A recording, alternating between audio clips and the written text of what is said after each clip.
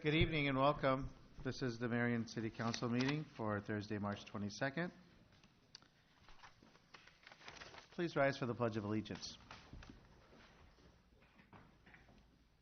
I pledge allegiance to the flag of the United States of America and to the republic for which it stands, one nation, under God, indivisible, with liberty and justice for all. Thank you. Please be seated. Roll call, please. Mr. Draper. Here. Ms. Setzel. Present. Mr. Jensen. Present. Mayor Abou-Osley. Here. Ms. Gedalia. Here. Mr. Brandt. Here. Mr. Sternad. Here. Thank you. This time we have a moment of silence.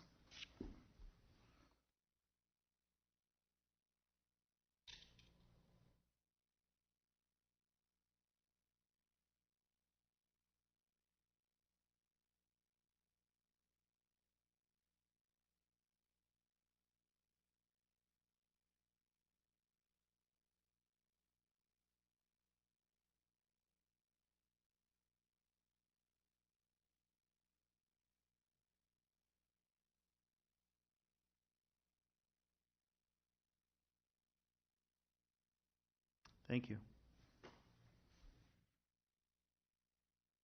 Okay, we have a couple proclamations today.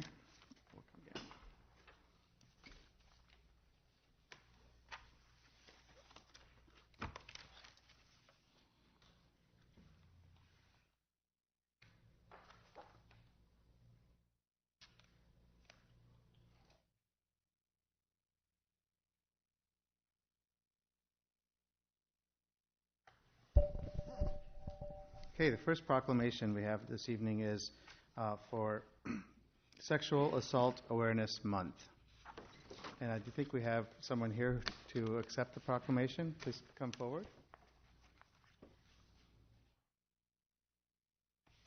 And it's Keandra. Yep. And what's your name? Amanda. Amanda, who are you with? Riverview Center. Riverview Center, okay. Great.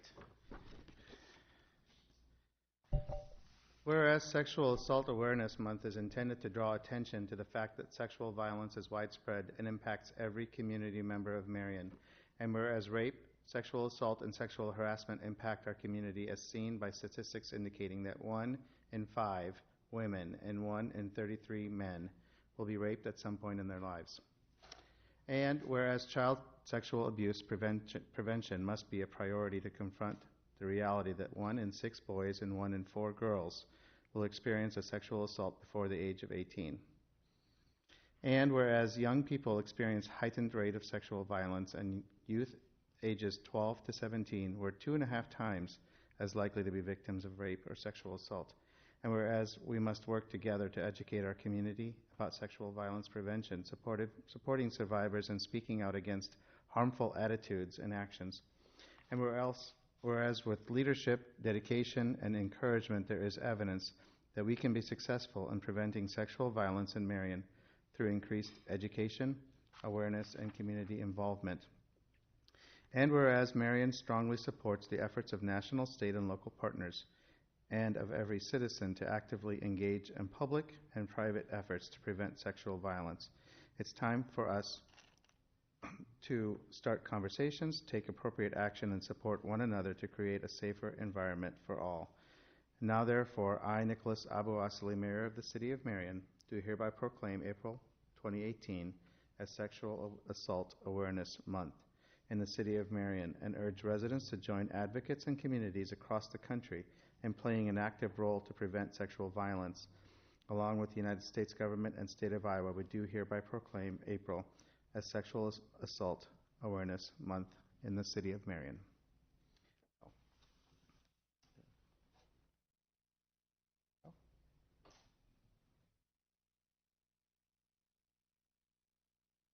Thank you. Thanks for everything you do. Thank you so much.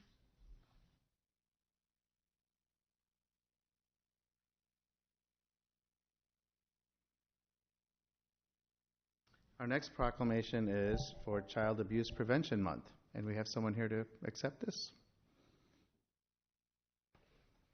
Can you tell us your name and who you're with? Stephanie Meters, the Community Partnership for Protecting Children program here in Lynn County. Okay, thanks for being here. Okay. Whereas in 2015, the Iowa Department of Human Services confirmed or founded 511 cases of child abuse in Lynn County. And whereas child abuse and neglect is a serious problem affecting every segment of our community and requires action from everyone in our community to prevent it. And whereas our children are our most valuable resource and will shape the future of Marion and Lynn County. And whereas child abuse and neglect directly harm children and increase the likelihood of long-term physical and mental health problems, alcohol and substance abuse, continued family violence, and criminal behavior. And whereas child abuse and neglect occur when people find themselves in stressful situations and don't know how to cope. And whereas the majority of child abuse cases stem from situations and conditions that are preventable in an engaged and caring community. And whereas every child can have a great childhood by making sure each family has the support and education they need in raising their children in safe, nurturing environments. And whereas effective child abuse prevention programs succeed because of partnerships created among social service agencies, schools, faith communities, civic organizations, law enforcement agencies, and the business community. And whereas community members must make every effort to promote programs and activities that benefit children and their families. Now, therefore, I, Nicholas Abu-Asali, Mayor of the City of Marion, Iowa, do hereby proclaim the month of April 2017 as Child Abuse Prevention Month, and call upon all citizens to increase their participation in building caring connections with families, thereby preventing child abuse and strengthening the community in which we live. Thank you.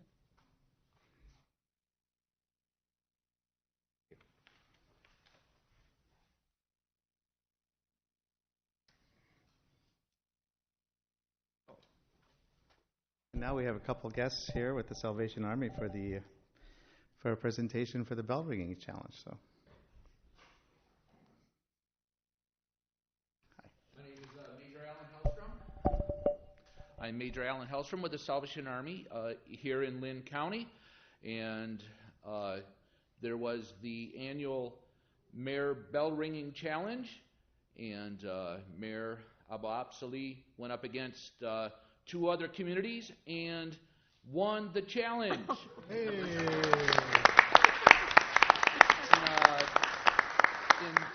In 2 hours, he raised $451 and helped us with our goal, surpassing our goal in raising $748,000 this year and helping us with our budget. And so we want to thank the mayor and thank the city and all the support that we receive. And here is your plaque. And if we could, there, can you?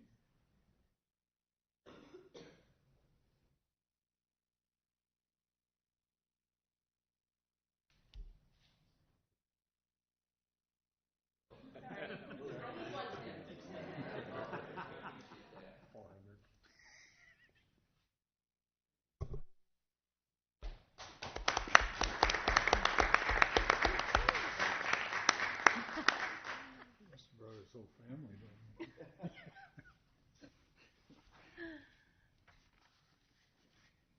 Maybe he dressed up somehow and wore a I want to add my thank you for all the community members. I know there were people that came out to support that effort, and so thank you to everyone in the community and in this room who actually made an effort to go out there and put some money in the kettle and help me win that challenge. So hopefully this next year I'll do even better. So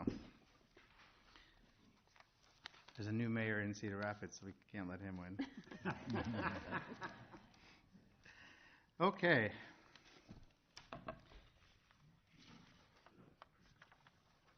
On to the consent calendar.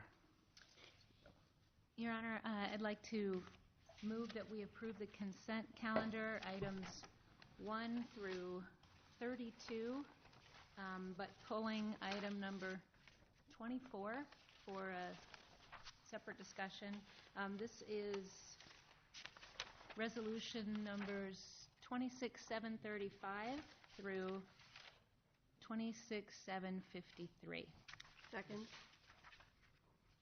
Okay, it's been moved and seconded to approve the consent calendar as presented with items 1 through 23 and item 25, which includes resolutions 26735. Is that correct? 26735 through 26753. Yes, sorry, I totally blew by Will. Is that correct? Yes, that is. Okay, so, So you'll have to move those. okay. Discussion.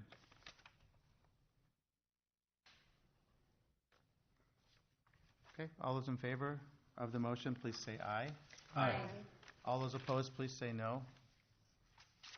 The motion passes. Would you like to make the motion for 24? Sure. Your Honor, I'd like to make a motion to receive and file the February 2018 departmental reports. Second. It's been moved and seconded to receive and file the February 2018 departmental reports.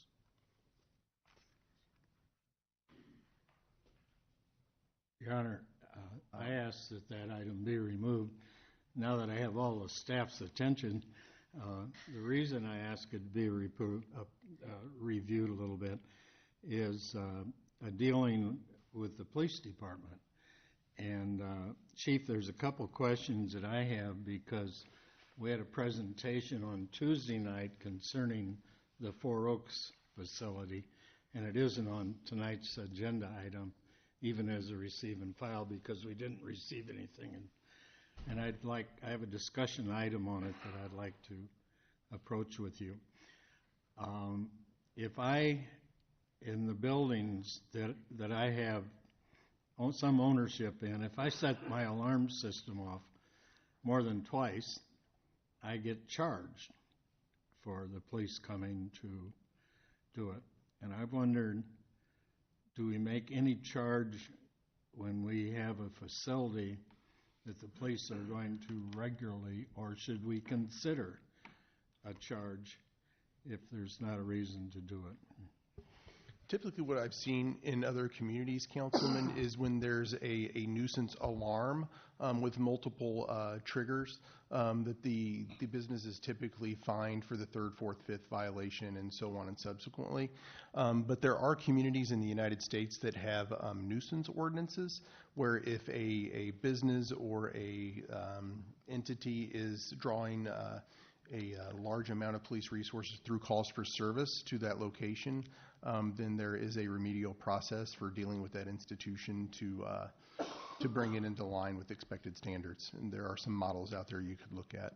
The reason I bring it up is prior to Four Oaks, there was an organization that owned that facility by the name of Alternative Services, who operated much under state funding as Four Oaks does. And I'd like to have you make that consideration and come back, as if you could, personally, or talk to me personally. The other item is that I feel the city of Marion should have an insurance certificate from Four Oaks because they do not have a parental limitation on liability. And I think it should include lawn, both personal and professional liability and premises liability. And I would suggest that Randy and I could review that certificate when we get it. And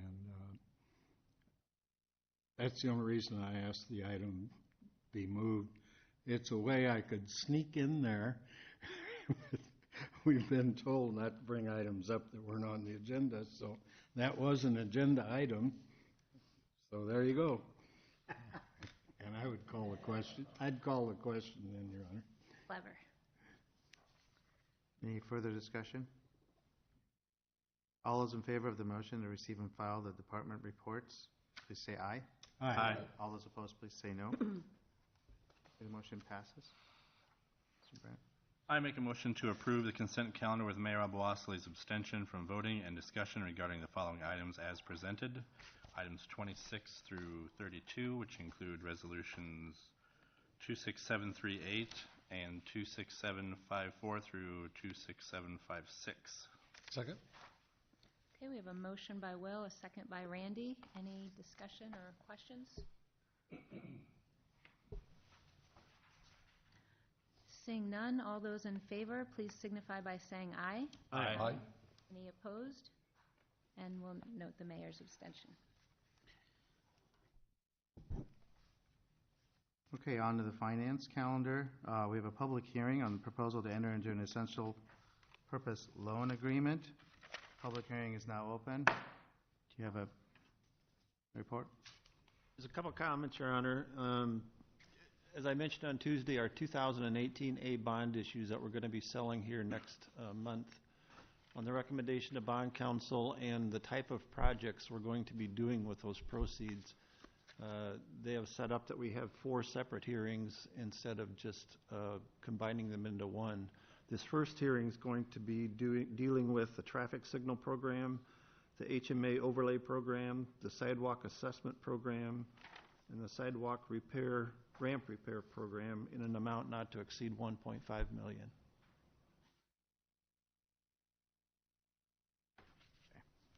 Is there anyone here to speak in favor of this measure, this proposal?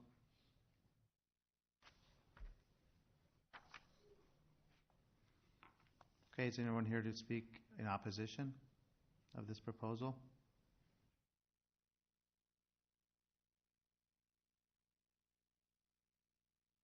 Okay, seeing that there's none, we'll close the public hearing.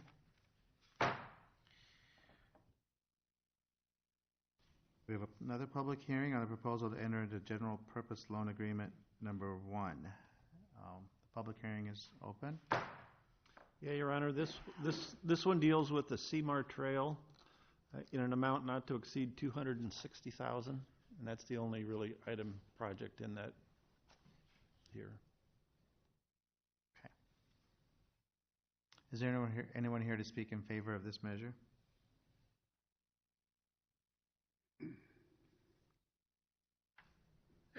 Anyone in opposition?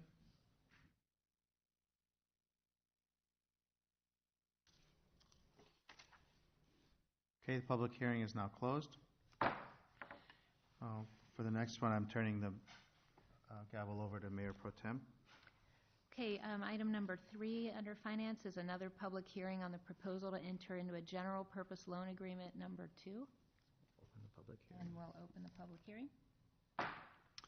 This item, Your Honor, deals with the Prospect Meadows project in an amount not to exceed $600,000. Okay, well, I misunderstood what this one was about. So, okay. Is there anyone who wants to speak in favor of this item? Did you say 600,000, Wes? An amount not to exceed $600,000. Anyone in favor who would like to come up? Anyone opposed? Okay, close the public hearing.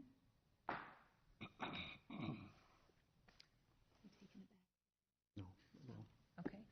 And item number 4 is a public hearing on a proposal to enter into an urban renewal loan agreement. We'll open the public hearing again. This one deals with the Uptown Parking Lot project in an amount not to exceed $1,050,000.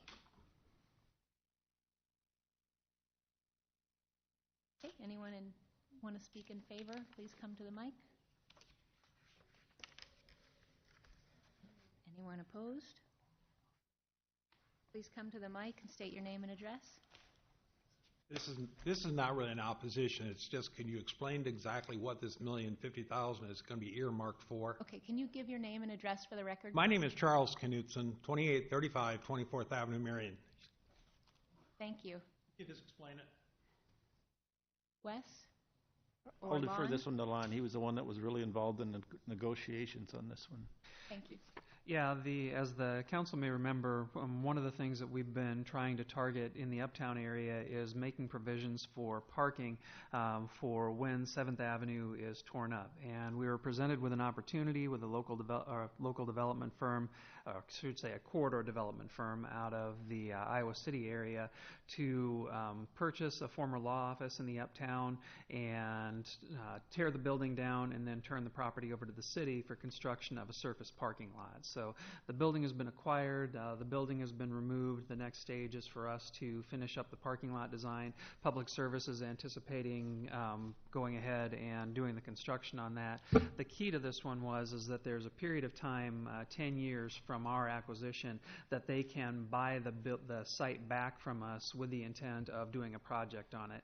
They have a design for a parking ramp on that location and a mixed-use building that would face the 11th Street Parkade area. Essentially would redevelop that entire half of the block.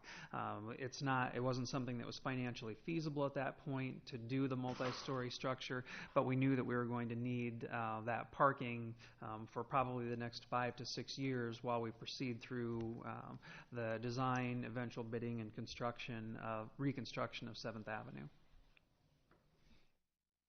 Thank you. Anyone else? Further questions? Okay. Public hearing is closed. Your Honor, this will be for making a motion to approve resolution number 26757, taking additional action on proposals to enter into general obligation loan agreements, combining loan agreements, setting the date for sale of general obligation corporate purpose bonds, Series 2018A, and authorizing the use of preliminary official statement in connection therewith. Second. We have a motion by Randy, a second by Will. Any discussion or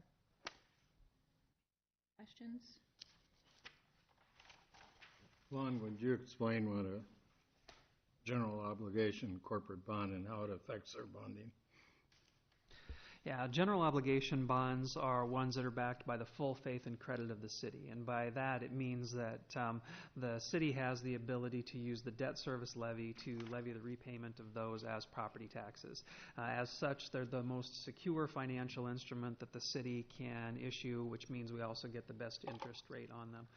Marion has a general obligation bonding capacity around $130 million, and we're sitting, I think, Wes, was it about 42% of capacity right now? Right. We got about 75 or 74 million left in capacity. And in the past, Marion had always gone through and done bonding on an every other year cycle, but one of the things we've really tried to hone in on with our capital improvement process was to only bond for dollars when we know it's imminent that we're actually going to be needing them, so that we're not paying interest on dollars that we aren't going to need for 24 or 30 months. Thank you. Anyone else? Okay. We need a roll call vote, Beth? Mr. Draper? Yes. Ms. Setzel? Yes. Mr. Jensen? Yes. Mayor Abalosly? Yes on numbers 1, 2, and 3, and abstaining on number 4. Ms. Gedalia? Yes. Mr. Brandt? Yes. Mr. Sternad? Yes. Thank you. Okay. On to public services. Your Honor, I have ordinance 1802, amending the Chapter 105 of the Code of Ordinances, establish a commercial rate schedule for non-residential generators, and this is a final consideration. And the non-residential, for those here that don't know, we're talking about garbage pickup. Second? It's been moved and seconded to approve ordinance numbered 18-02, amending Chapter 105 of the Code of Ordinances, establishing a commercial rate schedule for non-residential generators. This is final consideration. Discussion? Yeah, I just want to clarify or ask, Ryan, this is where the rates are coming down from what has previously been charged? That is correct. They are coming down. Okay, nice work. Thank you. Just want to point that out. Further discussion? Okay, all those in favor of resolution number 26758, please say aye. Aye. Aye. All those opposed, please say no. That was wrong. What's that? You said resolution 26758. I'm Ordinance sorry. 1802. Ordinance 18-02, excuse me. Let's do that again. All those in favor of ordinance number 18-02, final consideration, please say aye. Aye. All those opposed, please say no. I apologize for that. Thanks, Will. Okay. I make a motion to approve resolution number 26758 of support for Timberline Manufacturing's financial assistance application to the Iowa Economic Development Authority. Second? It has been moved and seconded to approve resolution number 26758, supporting the Timberline Manufacturing's financial assistance application to the Iowa Economic Development Authority. Discussion?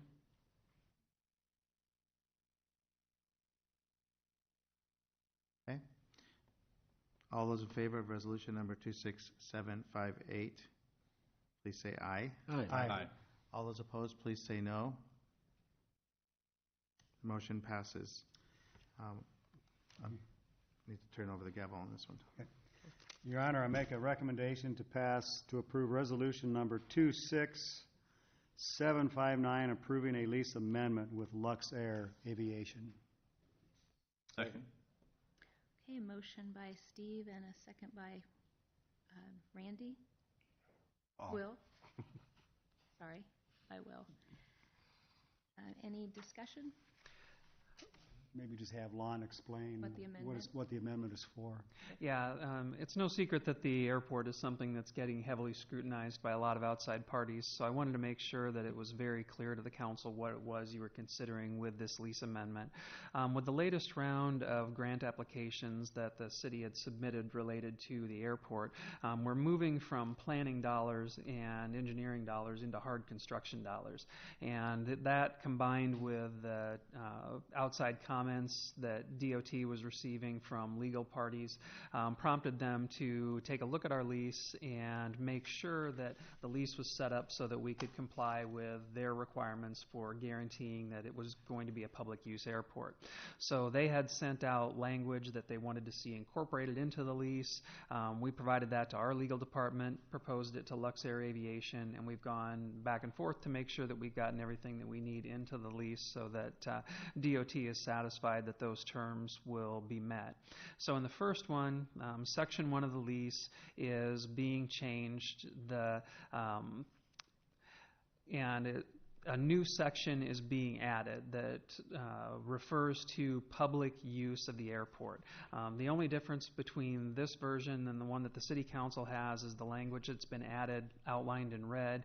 It refers to a section of property as represented in Exhibit C. With this amendment, Lux Air Aviation is making a guarantee to the city that the property that they own that's needed to support the public's use of the airport will be available to the public for the duration of the requirements of the DOT's grant agreement, which is 20 years.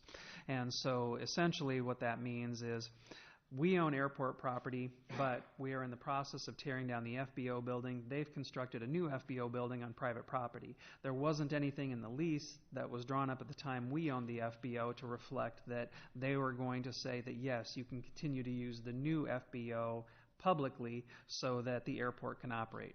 The same thing with making sure that there's access provided to the fueling facilities, everything like that. So it all stems back to DOT wanting to guarantee that the public has the right to use the airport and the facilities that allow it to operate as a public airport. So Exhibit C outlines the property where the expectation is that the public will have the right to use it. If you look at this map, you can see that there's an area outlined in red. It encompasses the existing hangars, where the fueling station is at, and the new fixed base operator building down on the south side. The areas that you can see, the square blocks over to the right and the rectangles further south of that, that's all from the ALP, but it's not built or developed yet.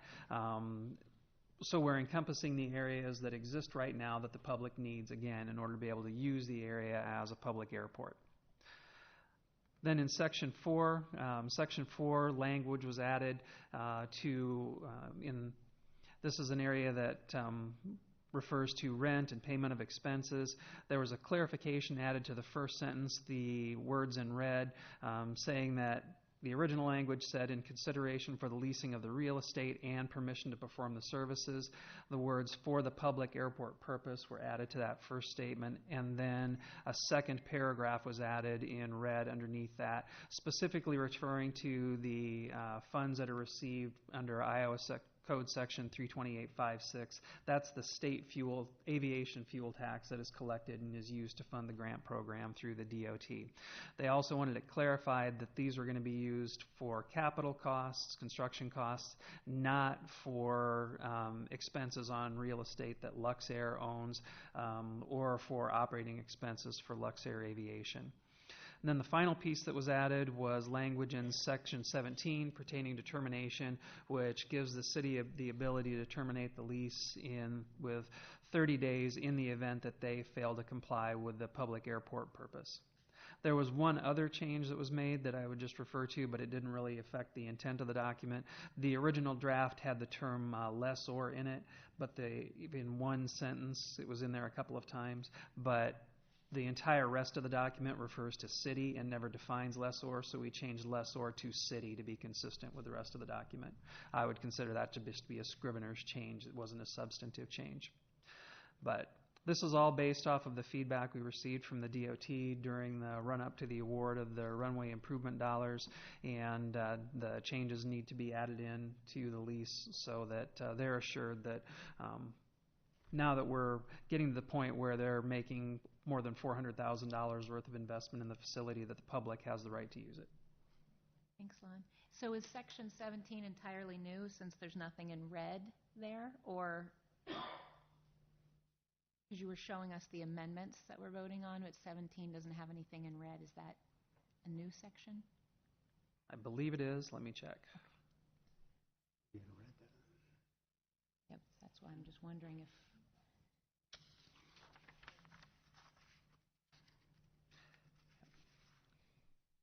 Yeah, it's additional language under Section 17. It's another paragraph. Okay, thank you. Anything else? Anybody? Okay, we have a motion and a second. All those in favor for the Resolution 26759 approving a lease amendment with Luxair Aviation signify by saying aye. Aye. Those opposed? None, and the mayor's abstention. Okay. And I will turn the meeting back over to Mayor Abously with item number 3. Sure. Your Honor, I'd like to make a motion for a reappointment of Paul Rain at 2710 25th Avenue to the Civil Service Commission, the term expiring on April 1st of 2022. Second. It's been moved and seconded to appoint Paul Wren for another term on the Civil Service Commission, for a new term expiring April 1st, 2022. Discussion. Was that the one vacancy that needed to be... Oh, no, this is a reappointment. Okay. The Civil Service Commission is in full force, and it's a pretty important thing when you think with the fire and the PD over the next 5 years. That commission's going to be working a lot, testing for our police officers and our firefighters. So Paul is a great one to have on there. Great. Okay, further discussion? All those in favor of reappointment of Mayor Paul Wren to the Civil Service Commission, please signify by saying aye. Aye. Aye. All those opposed, please say no. Motion passes. At this time, we have citizen presentations, comments, petitions. Sir, please come forward.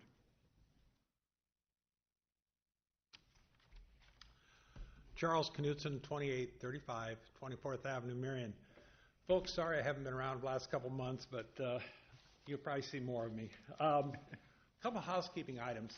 Last year, I sent a letter to the city, which was received regarding the walk-around sidewalk inspections that are done every 2 years. And Dan Whitlow sent me a letter, said that, and this was dated November 13th last year, said the council on November 9th received and filed my correspondence regarding sidewalk inspection procedures. City Council did not take any action on this at this time regarding your request. Staff will review the process of the sidewalk inspection program in the future. Well, we're getting down in the year where we're going to do a sidewalk inspection, I believe, this summer. And I just didn't want this to fall through the cracks in the sidewalk. Some of my concerns are not just a cracked sidewalk or an uneven sidewalk. You walk down some sidewalks, you'll find they're narrowing because like they're losing 6 inches or more on each side. You walk down a sidewalk, and occasionally you'll stumble into a water shutoff valve. And being 6'7", and there is a city ordinance about trees hanging over a sidewalk, there's a lot of branches that will hit me in the throat. So if we're going to pay a summer employee to walk around and do some inspection, can we kind of broaden what they look at a little bit? We're going to have them out there. Let's look at the whole package and get a good return on our investment on the inspection.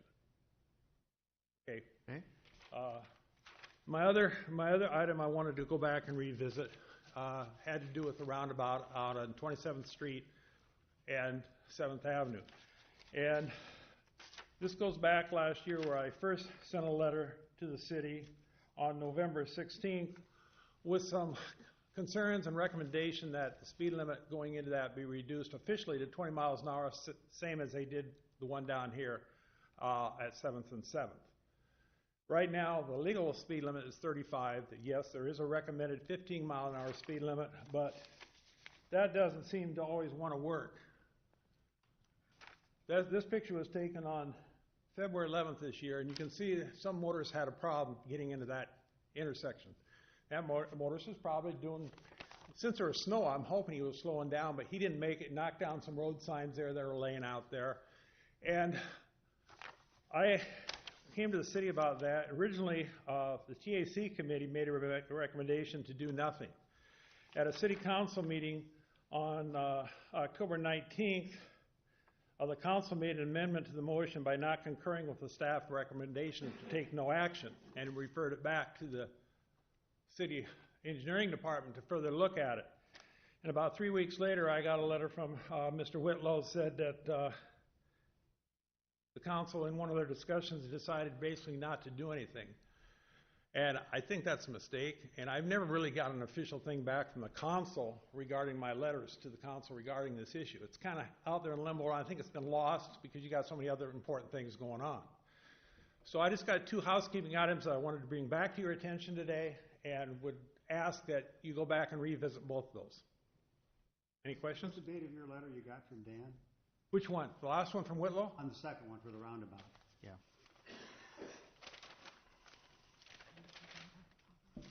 Okay. Be the last one, Charlie. October 20, no, let's see, last one is November 13th from Mr. Whitlow. Yeah, you can make copies of all this stuff. Okay. None of it's a secret. But I just ask you to go back and look at both those. Thank you. Thank you.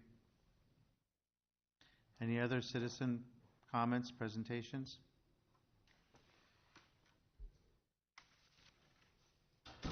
Okay, council discussion time. Start with Mr. Sternad. Nothing from me, Your Honor. Okay. Nope. Yeah, I just want to point out today I attended my first CMPO meeting.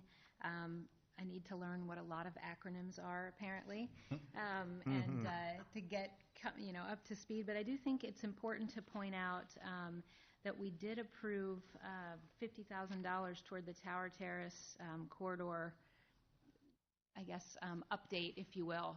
There have been some conditions that have changed since the last time the plan was done, and so now this money will go toward looking at the interchange, all the connectivity, the entire stretch, and in particular focus the railroad aspects in Robbins. So that was good news. I think everyone was excited to hear about that. And we talked about some other things, but I think that really impacts Marion because it runs through so much of our city. So it would be great to get moving on that and to have the connectivity up sooner rather than later. So just wanted to report that. That's it. Okay. Thanks. Just on a personal note, this March is my favorite time of year because of March Madness. My wife is being very nice and watching a lot of basketball with me and actually enjoying it a little bit more. So anyway, love this time of year for the basketball because once that's over, it means the warmer weather is going to come. Spring is here. You can start working on your yard projects. And so anyway, it's an exciting, fun time for me. Paul? Yes, thank you, Mayor. Person who fully believes if we look to our past for our future, we'd sometimes be a lot better off. And I got studying and wondering about, I've been talking about downtown, uptown buildings, as we now call it. And I couldn't find a lot of information on the buildings that are on south side of 7th Avenue, or pardon me, the north side on 11th Street. So I began to wonder about those, and what I found is the Memorial Hall building, which is now the Uptown Snug, was a building that was built in 1899, and the cornerstone was put in there in 1900. The interesting thing to me was it was built by a Women's Relief Corps. They built it and paid for it. It was our first women organization in Marion, and that was their headquarters. And they paid for that building in 17 years. They were wise enough to build their Memorial Hall upstairs and rent the downstairs, which they rented for a tin shop. And that stayed that way well into the 1900s. The Memorial Hall was used in the 1940s as a dance hall for many organizations. They had bands and things of that nature.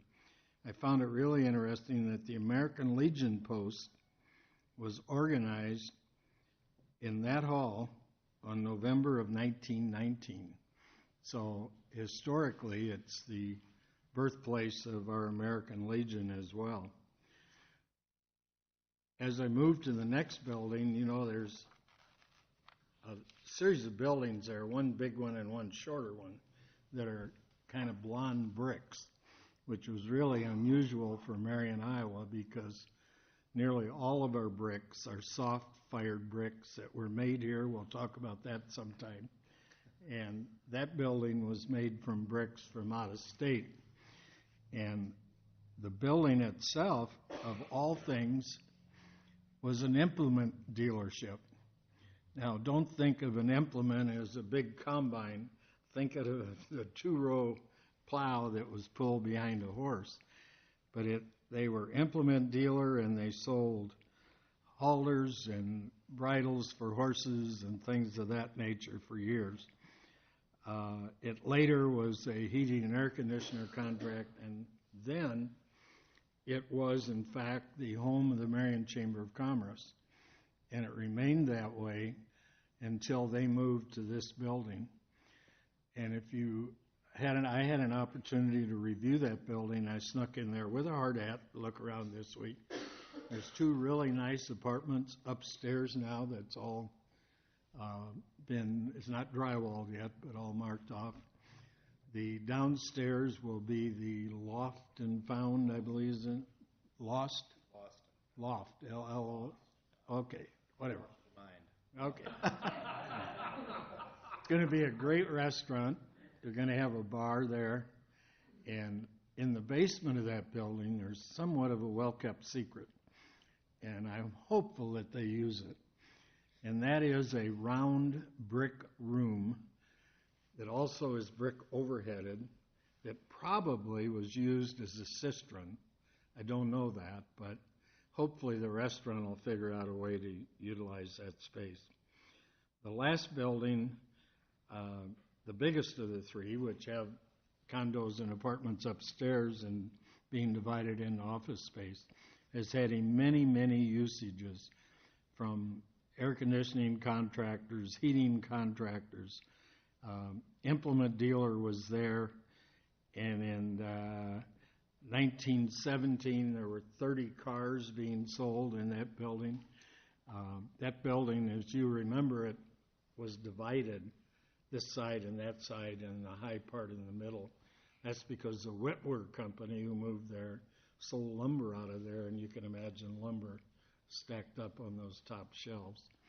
So that block has some real history to it. It survived the block on 7th Avenue that burned, and the fire department tried their best in an era when we had horse-drawn fire. That's an interesting story, Chief, you'll read, and I'm sure it's in your book. They had that fire in 1899, and they had this pump, two-man pump. They're trying to pump water to put the fire out, and they couldn't get any water. Well, somebody suddenly realized that somebody had gone to the creek and put a bucket over the water inlet in the creek where they got the water, and that's why they couldn't get any water to put that fire out. They went down, removed the bucket, and then they had water to try to fight that fire. But Your Honor, I'm boisterous. I'm done. You can move forward. Thank you, Paul. You're welcome. I always look forward to your comments. I am going to go inspect the tin shop as soon as we're done here.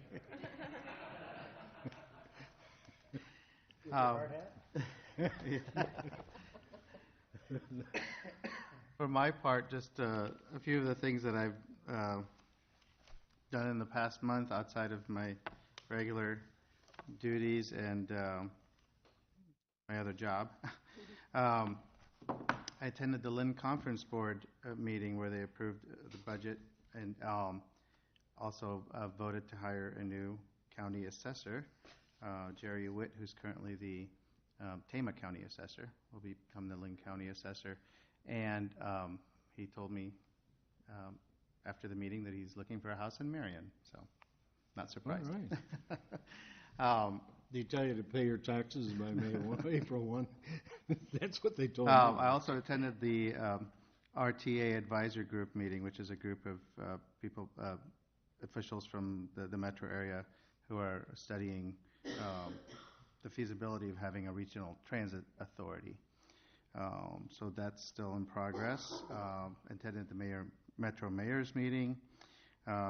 Met with the Heritage Agency on the senior meals program that they intend to begin here real soon at the library in Enlow Park. I read to several hundred, I guess, second graders at 3 different schools in Marion on Read Across America Day, Dr. Seuss's birthday. Attended the Marion High School celebration of the basketball championship. That was a lot of fun. Spoke at the International Women's Day luncheon put on by the Women's Equality Coalition. In addition to the monthly Hy-Vee coffee and CMPO meeting today, on Wednesday, Chief joined me at Marion High School to meet with high school students during lunchtime and have conversation with them. Just before this meeting, we had the real estate showcase for Uptown, which was well attended, and got to welcome everyone there, and that was another successful event. And then tomorrow, we'll be at the police station speaking to the Leadership for 5 Seasons class. So Mayor Hart and I will be speaking, so I'm looking forward to that, and always appreciate the opportunity to promote Marion and to be a cheerleader for what's going on and to make sure that Marion is out there and that we're engaged in the metro area and that we're well represented, and so appreciate the opportunity to do that on behalf of the city of Marion. You've been home this week? Okay, I think if there's nothing else, we'll adjourn the meeting. So thank you, everyone. Have a nice weekend. We'll see you next time.